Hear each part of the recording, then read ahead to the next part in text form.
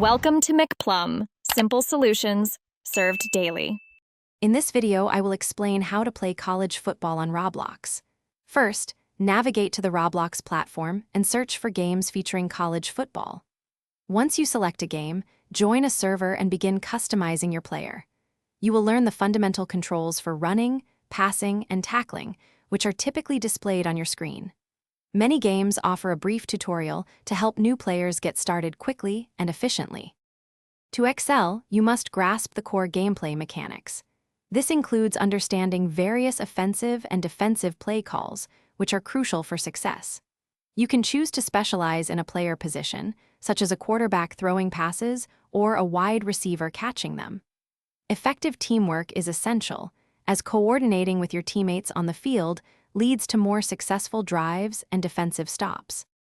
Many college football games on Roblox allow extensive player customization. You can personalize your avatar's appearance, uniform, and even equipment. As you play, you will earn in-game currency, which can be used to unlock new items and cosmetic enhancements.